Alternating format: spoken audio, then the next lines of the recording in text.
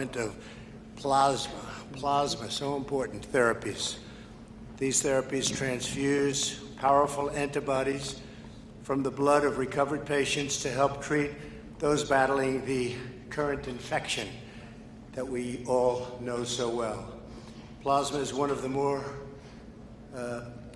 delicate ways of doing things. It's had tremendous response so far we've had, and it's an effort to really accelerate new therapies and further reduce mortality. We've been able to show some tremendous things. If you notice today, it was covered very well. A lot of countries where they thought they were doing well, they're not doing well at all. They've had explosions, unfortunately. We're joined by Secretary of Health and Human Services, who's doing a terrific job, Alex Azar. Alex, hi, Alex. FDA Commissioner Stephen Hahn. Hi, Steve. Surgeon General Jerome Adams. And I hope your wife is okay, Jerome. I know she had a little difficulty, but I'm sure she's going to be fine, right? Please give her my regards. Thank you, Jerome. Dr. Francis Collins, who everyone knows.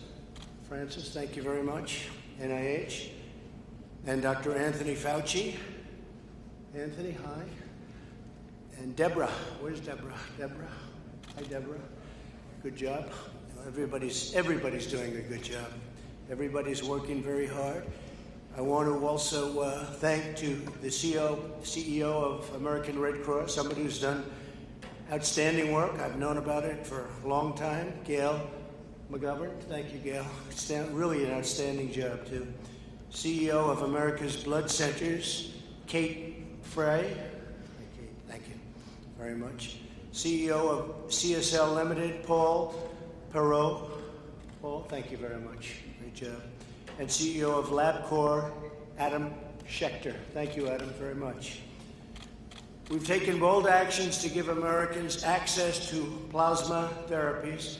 The FDA made the treatment available to patients with life-threatening infections beginning in March. We provided $48 million to the Mayo Clinic to support their expanded access program for plasma.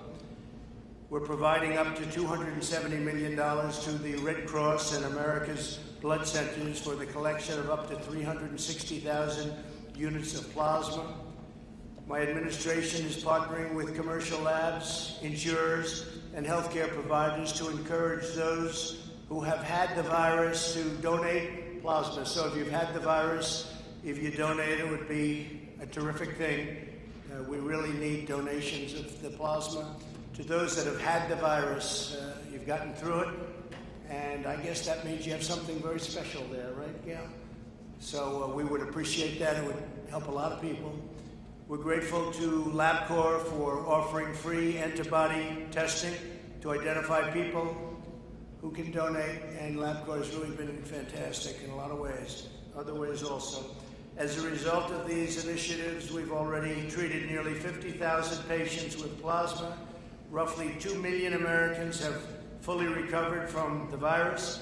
This afternoon, I'm asking the citizens to go to the coronavirus.gov. It's coronavirus.gov, and volunteer to donate plasma as soon as you can. We have a lot of people that would heal, would get better. As soon as you can, please. In addition, I'm once again urging all Americans to protect the elderly, socially distance, wear a mask when you cannot avoid the crowded places, and if you can, you have to avoid crowded places. It just seems like so many things are taking place in crowded places. We don't want that. And always wash your hands. Wash your hands as often as you can. Together we'll defeat the virus. We'll defeat the invisible enemy. I want to thank the American Red Cross. I've been a fan of the Red Cross for a long time, as you know, and we appreciate the great work that you do. Thank you very much, Gail. And now I'd like to ask Gail to say a few words, please. Thank you. Mr. President, thank you so much for joining us today and for shining a light on the critical need for convalescent plasma. I'm honored to be seated here with these distinguished top medical experts who are striving to help us deal with this terrible pandemic. And I am so grateful that the American Red Cross can actually play a role in the treatment of COVID-19. We're helping to collect units of convalescent plasma, which I've been told is showing promising results, and it's treating COVID patients. We've shipped over 24,000 units so far, and I am in awe of our donors who are donating convalescent plasma. They struggled through this disease, they came through the back end, they have precious antibodies, and hospitals are transfusing their plasma into patients that are struggling mightily with the disease themselves. And it's a testament to the generosity of the American public. These donors have recovered from a debilitating disease, and they're willing to lend an arm to help somebody they probably will never even have the opportunity to meet. And in fact, blood donors in general are just so generous. They are helping save someone's life, and they do it without question, and it's just an amazing, amazing thing. Americans always step up, whether it's a pandemic or a hurricane, and it's a privilege to be able to see the generosity of the American public over and over again, whether they're volunteering, donating blood, or even providing us with financial donations. So on behalf of the entire American Red Cross, I want to extend a heartfelt thank you to the people that actually recovered from COVID-19 and are giving this remarkable gift of life to help them recover as well. And right now, the demand for convalescent plasma is exceeding our collections. So we really do need people to come out and donate.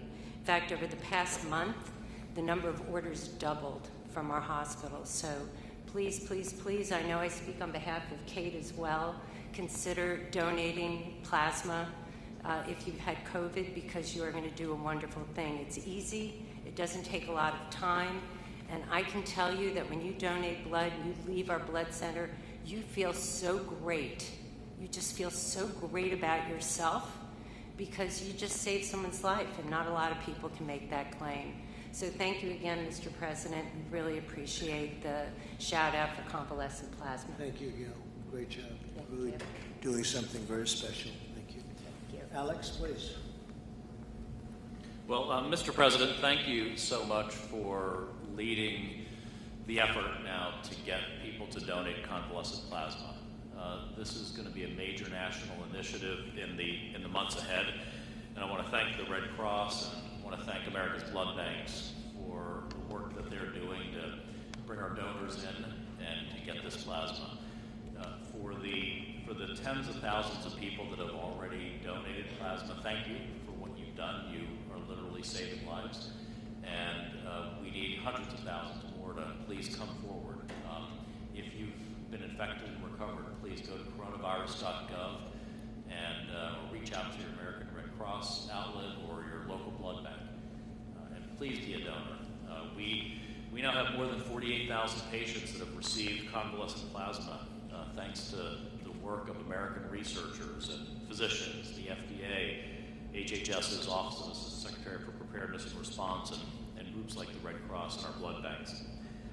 This effort is just one piece of what the President's leading towards bringing therapeutics to the market. So we have remdesivir, we have steroids for lung injury, and now we bring convalescent plasma to people.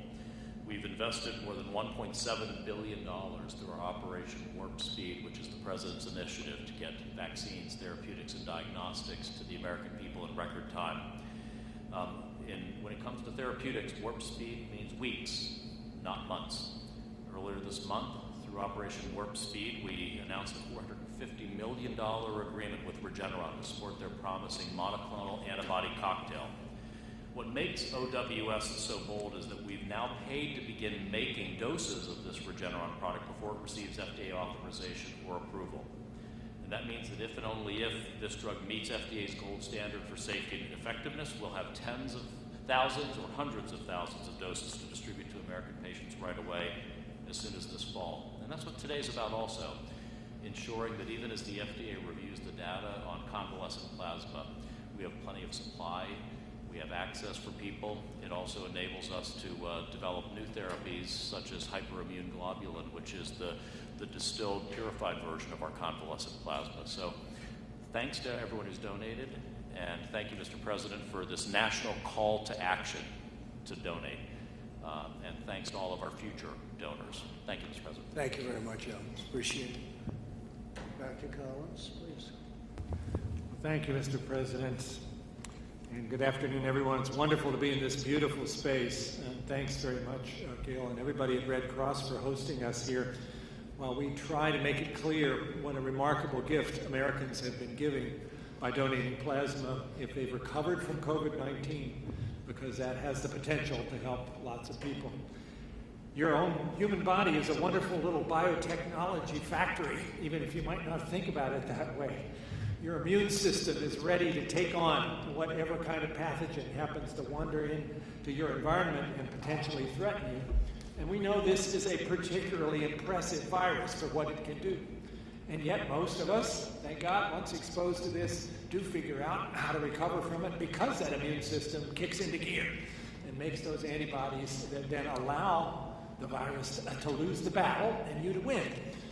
And now, having done so, you're in a position to be able to donate your biotechnology product, which is your plasma, to somebody else who's just now getting sick with this disease, and you have a chance to help them if their own factory hasn't quite kicked in.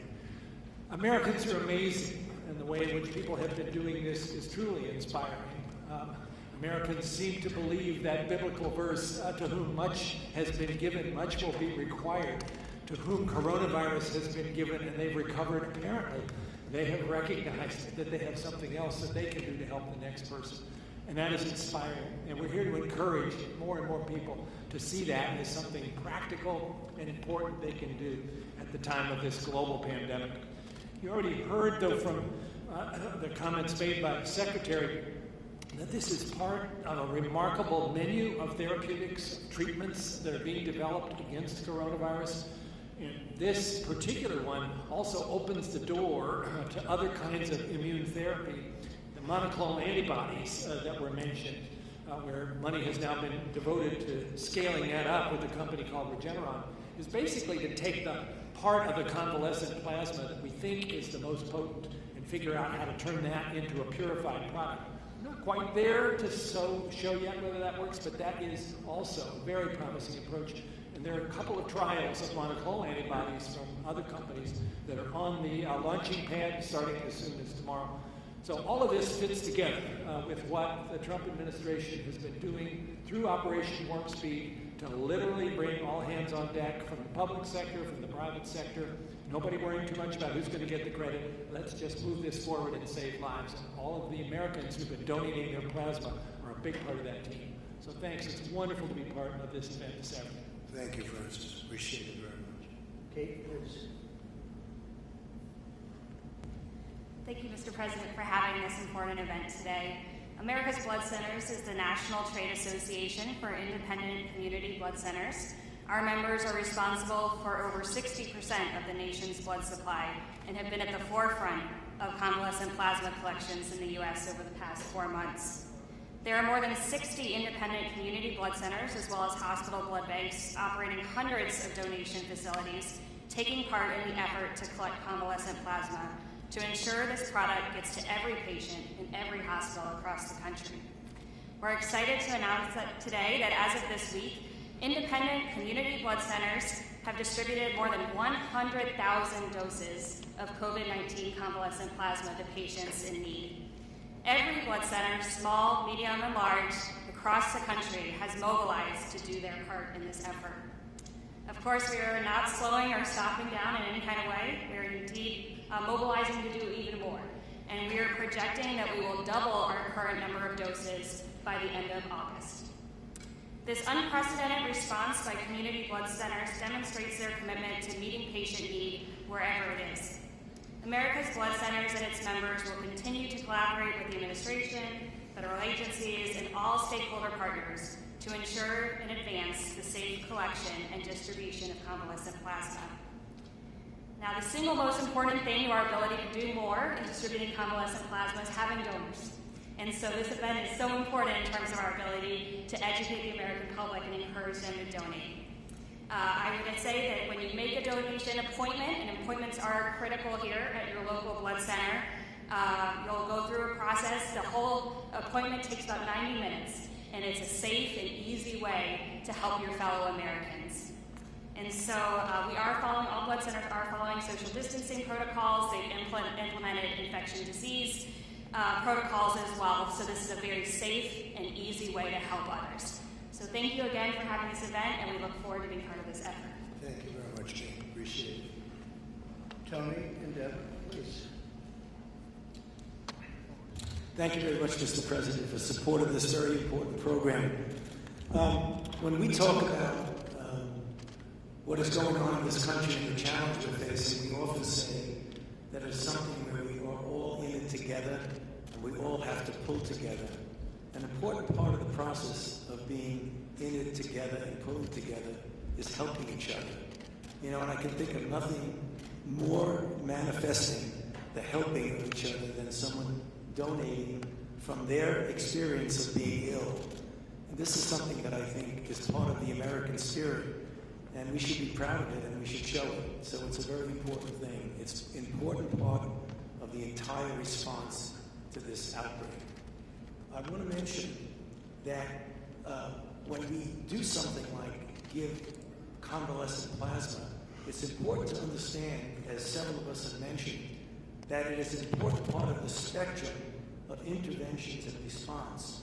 We have good therapies and we'll get better therapies for people with advanced disease. We have the dexamethasone for people on ventilators, the remdesivir for people hospitalized who have lung involvement. And now we're talking about another important part of intervention. It's the intervention early in infection to prevent people from needing to go to the hospital. And that's really what convalescent plasma is, because the mechanism of it is directed against the virus. It's taking the machinery that Francis has spoken about that the body makes to get a protein to block the virus. And that's exactly what this is all about.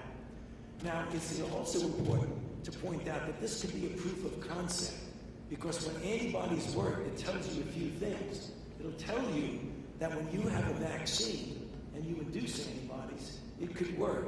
And this is the good news that's juxtaposed to what happened a couple of days ago when we went into the phase 3 trial for a vaccine. Some of you may have heard me say that I was cautiously optimistic, a word that I use often, that we will be successful with a vaccine.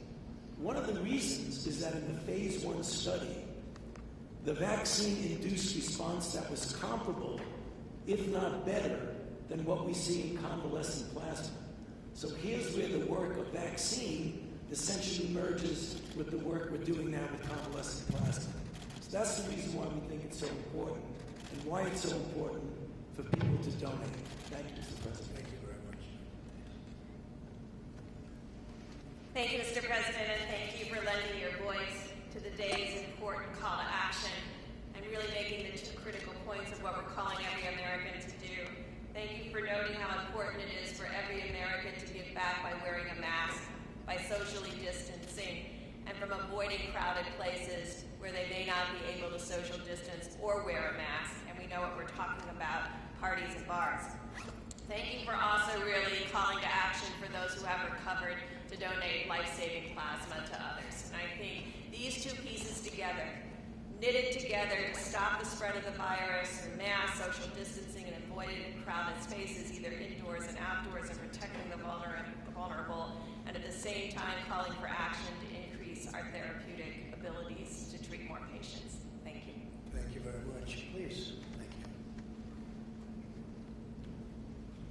Mr. President, thank you for having us today, and thank you for this national call to action. We think it's very important. At LabCorp, our employees have been working 7 days a week, 3 shifts a day to try to perform as many tests as fast as we possibly can to see who has the virus. I'm proud to say that today we can do 180,000 tests per day, and we can turn those tests around in 1 day for priority patients and 2 to 3 days for all other patients. And I want to thank Dr. Hahn, Admiral Giroir, Secretary Azar for all of their help to ensure that we have what we need to get these tests turned around even faster. And we're going to continue to build capacity. At the same time, we realize that there's more that LabCorp can do. And since the beginning, we were part of a coalition called The Fight Is In Us. And it's a group of companies that came together to try to encourage people that have had the disease in the past to give plasma. To accelerate that, we're going to announce in the next several days that we will have free high-affinity antibody tests available for anybody through their physician, where if they're going in for routine blood work, the physician could just add on an antibody test. We will run it. And the only thing that we ask is that the patient has antibodies, that they please consider to donate plasma. That's a great idea. Thank you very much. Appreciate it. Dr. Hahn, please.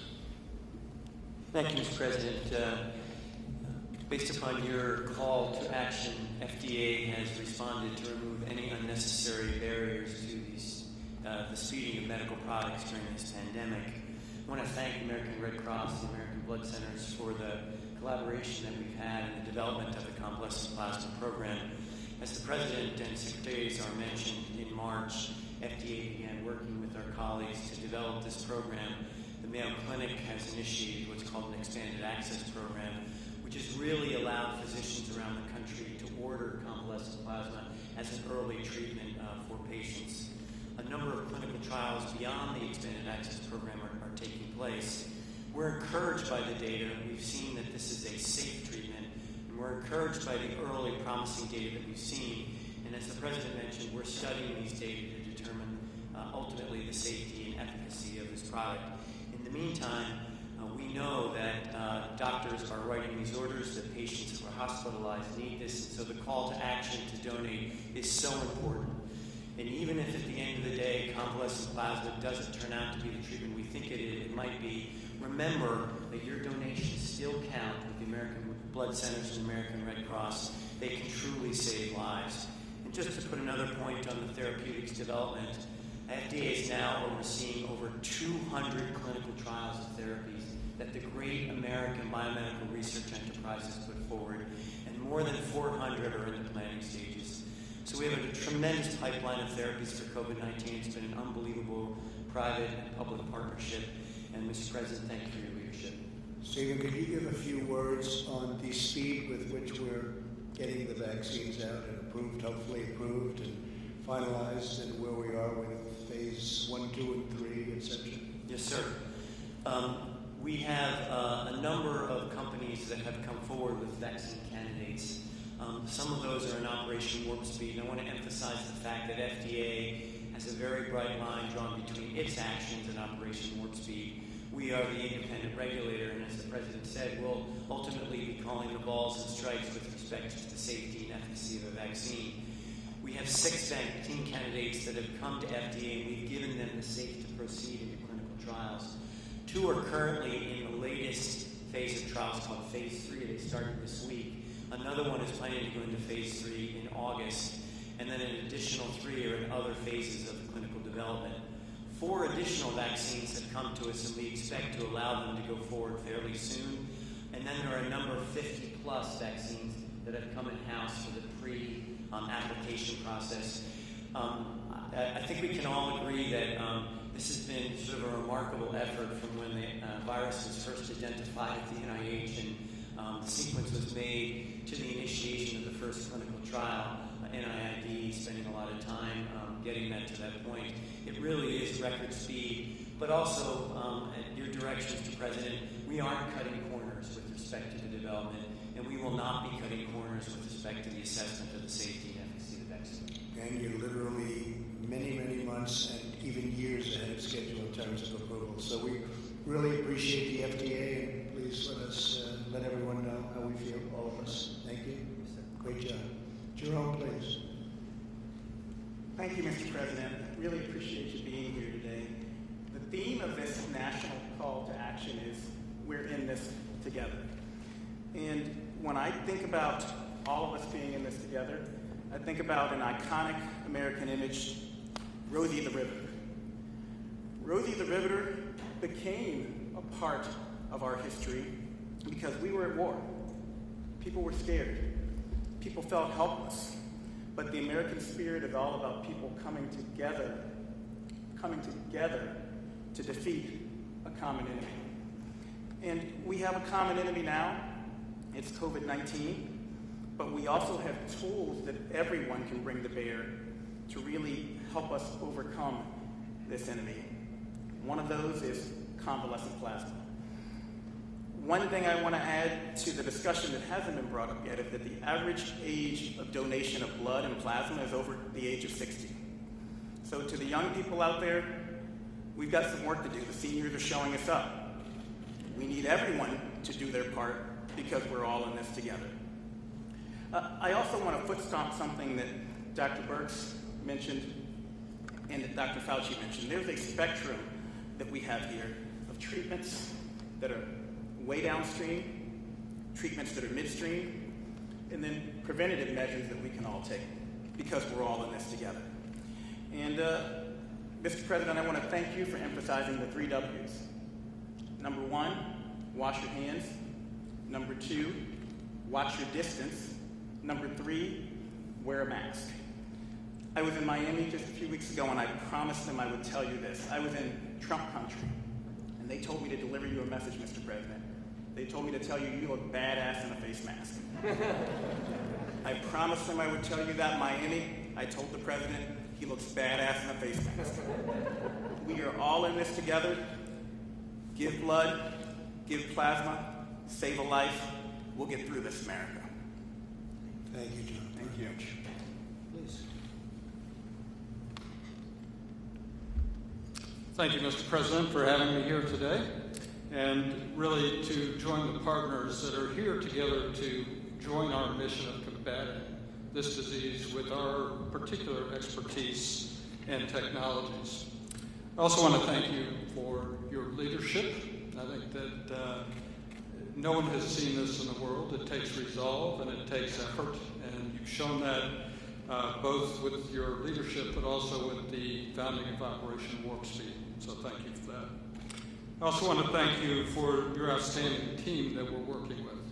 Great people who really have done a fantastic job, and for proactively engaging the private sector to combat COVID-19. I am Paul Perot. I'm the CEO of Csl Limited. Our legacy in fighting infectious disease goes back to 1901 with Emil von Behring, who was the first Nobel Prize winner in medicine, who actually utilized plasma as a means to fighting off diphtheria. So our history is long in this space. Since then, CSL has been committed to innovating and developing therapies for rare and serious diseases. That's our business.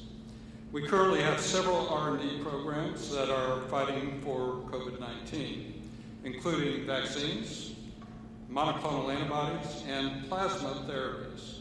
We are one of the world's largest collectors of plasma.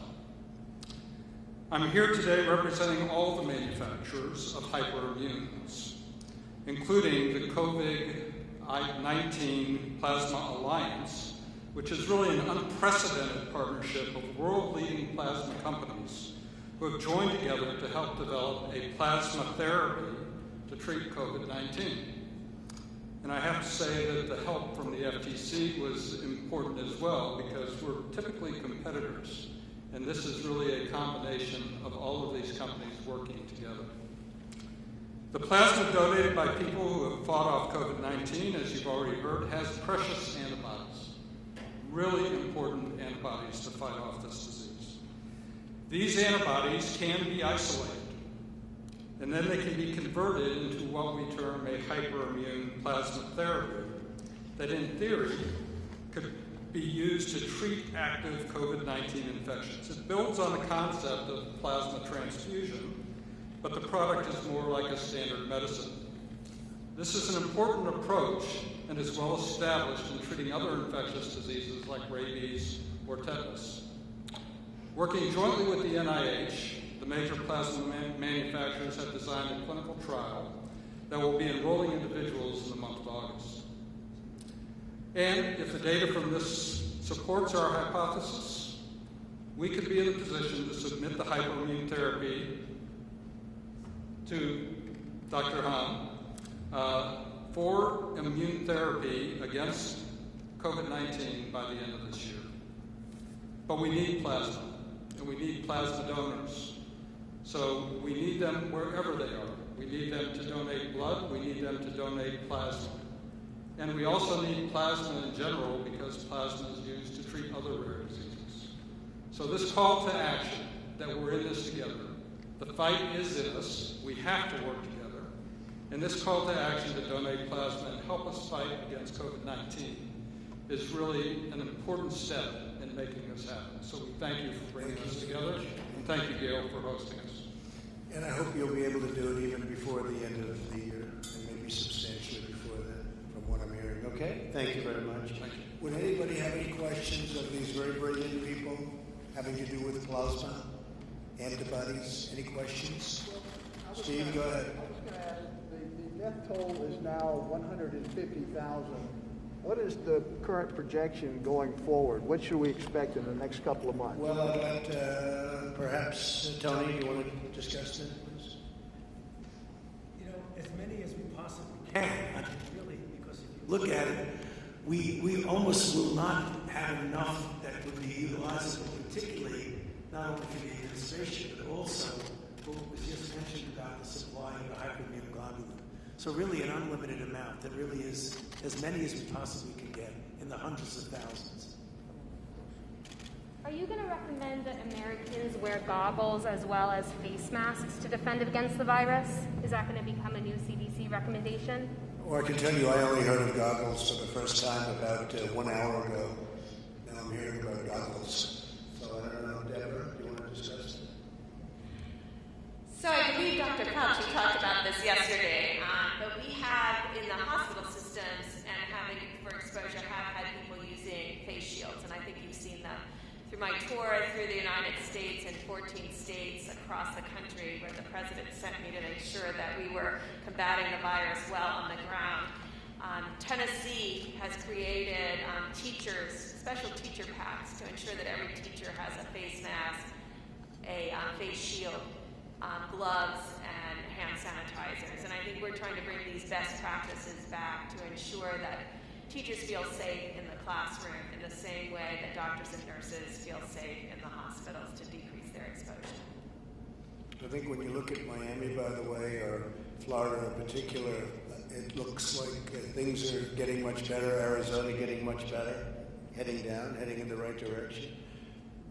Some other areas getting much better. It could be catching on, unfortunately, in a couple of areas we don't know quite yet, but we'll be able to report that soon. But some very big progress being made in some of the states that 2 weeks ago looked like they were going to be quite bad. Some great progress made. All right, any other questions? Mr. President, Tom Howell, Washington Times. Are you concerned at all about the lag time it takes to get a test back? We've heard reports a week or more. Gentleman from LabCorp talked about that a little bit. What's going on there? Has there been improvement? So we're getting mostly now, we're ordering as many of the immediate tests, which is 5 minutes to 15 minutes, even a little bit less in some cases than 5 minutes. But we're trying to get those tests. We have pretty close to 50%.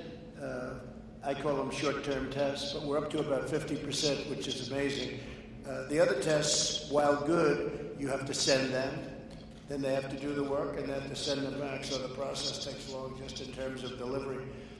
We really are liking the short-term tests where you find out immediately whether or not you have a problem, and that's what we're striving for, but we're already up to approximately 50%. Is that correct, Deborah? I think with the new antigen tests that are available now to nursing homes, that will really help our turnaround times to get them out more specifically. But you have charged us to get that turnaround time down across the board, and we're working with FDA to make pooling available. The reason LabCorp has been able to decrease their turnaround time so remarkably is they moved to pooling several weeks ago. That's dramatically increasing our throughput throughout the country. And so we really need to call on all the laboratories to learn from LabCorp and others that are doing pooling like the Broad and LabCorp to really increase our turnaround times, to decrease our turnaround times. We know that it's possible that we can decrease it by at least 50% if all of our laboratories move to pooling. So, sir, we're doing as you said, and we're going to decrease those turnaround times. Good, thank you. And how is LabCorp doing about turnaround? Yeah, so right now, Mr. President, for priority patients, those in hospitals or those in nursing homes and hotspots, within 1 day we can turn them around. That's great. For everybody else across the country, we turn those around in 2 to 3 days on average. And we can do 180,000 of those tests per day, and we're still increasing capacity. And as Dr. Burke said, we're going to be doing pooling and multiple other things, so we will continue to work hard. So then for nursing homes, 1 day, and something more than that for everyone else, but 3 days looks like it's a pretty good target. Yeah, well, on average, 2 to 3 days. So we shoot for 2 to 3 days. So if we can get it to 2 days on average, that's even really, better. that's very good. Would be happy with those numbers. And numbers that we are happy with, and we use a certain test around here that goes very quickly, and it's just been recently developed. So we've done an amazing job. Everybody at this table has done really an amazing job in coming up with testing and testing that works. Steve, go ahead. One issue that has come up is once you do have a vaccine, how do you properly distribute it? How do you get it out quickly to Well, when we millions? have the vaccine, we have the military all lined up, and the military is going to be doing it in a very powerful manner. These are people that don't usually do vaccines. They do soldiers, and they do lots of other things that frankly are more difficult. But we have our general, and logistically, he's all set. Tony, do you want to say something about that? That is correct. As the vaccine rolls out, we'll be getting them distributed. And as you probably have heard, we are going to make sure that we do it in an equitable way, and it's representative of the populations who need it the most. And we have the standard way that we determine that with the ACIP working with the CDC, but Dr. Collins and Dr. Redfield have put together with the National Academy of Medicine a group that will fortify that decision-making process so that we're making sure that we're very fair and equitable in getting the vaccine distributed properly. And I think I could have Francis say that tremendous progress has been made on the vaccine beyond anything that we would have thought if you go back 6 months. What do you think? It is just, frankly, quite astounding, Mr. President. I've been at NIH for 27 years and director for 11, and I've seen some amazing things happen. But the way in which the whole research community, public and private, philanthropies, everybody has come together to work on this, not worrying about who gets the credit, trying to figure out how to strip away anything that's going to slow things down. And I think all of us, motivated by the fact that this is the most serious problem we've encountered in our professional lifetimes, even a day matters. And so that's why a lot of people look kind of sleepy, because we're all working 24/7, trying to make sure that nothing possibly slows this process down. Yeah, the vaccines, this week is a big week, as you just heard, having 2 phase 3 trials started in the very same day, this past Monday. And based upon very impressive phase 1 data showing that people who got that in the phase 1 trials developed these high levels of neutralizing antibodies that should be very predictive of protection, but you don't know until you actually run the trial in those 30,000 people. By the way, you heard earlier about coronavirus.gov, which is the place you can go to find out how you can donate plasma. There's another thing you can do if you go to that website, which is to sign up to say you're interested in a vaccine trial. And we need people to volunteer for that as well, because we're going to, with these 4 or 5 trials coming along very quickly, each of which needs 30,000 volunteers, that's a lot of people, and we need them. And Francis, we're working very well with other countries. We are indeed. And science has always been international, and it certainly is right now. And we work with our colleagues in Europe and the UK and Asia in a way that I think represents the best of the best. And again, everybody recognizes we're all in this together across the whole planet. Okay, thank you very much, everybody. Thank you. Thank you. Thank you.